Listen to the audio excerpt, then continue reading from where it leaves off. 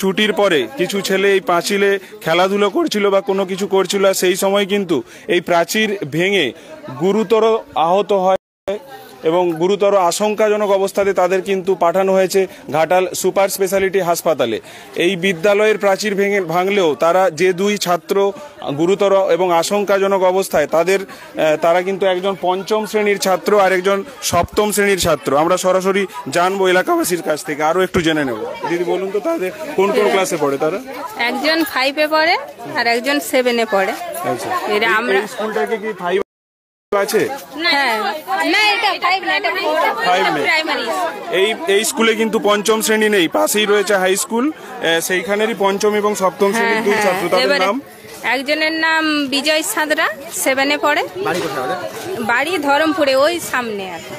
আর সুজন সিং একজনের নাম, সে এখানে মামা বাড়িতে আছে, তারও বাড়ি ওই পাশে।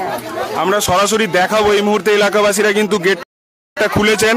দেখুন কি ভয়াবহ পরিস্থিতি এখানটাতে। এই যে চাঙড়, এই চাঙড়ের মধ্যে কিন্তু চাপা ছিল, কোনো ধরনের রড নেই। আপনারা পরিস্থিতিটা শুধু দেখুন। এখানে কিন্তু বাচ্চার জুতো কিন্তু এখনো পর্যন্ত আছে, চাপ চাপ রক্ত এখনো পর্যন্ত লেগে আছে। কি বিভৎস পরিস্থিতি ছিল এখানটাতে, যেই পরিস্থিতি থেকে তাকে উদ্ধার করা হয়েছে। দেখুন, এই হচ্ছে ঢালাইয়ের অবস্থা। এই রকম পরিস্থিতিতে একটা প্রাথমিক বিদ্যালয় কি ধরনের পরিস্থিতি রয়েছিল, আর সেখানে কিন্তু বাচ্চারা উঠেছিল এবং পড়েছে।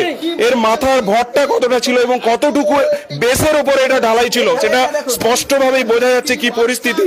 এবং এর জন্যই কিন্তু এলাকাবাসীরা একেবারে ক্ষোভে ফেটে পড়েছেন। কি ধরনের পরিস্থিতি আসবে বলুন তো, কি পরিস্থিতি? এতে কি মাল ছিল যে পায়ে করে ভেঙে গুঁড়ো করে দিচ্ছে? এগুলো এতে কি মাল ছিল?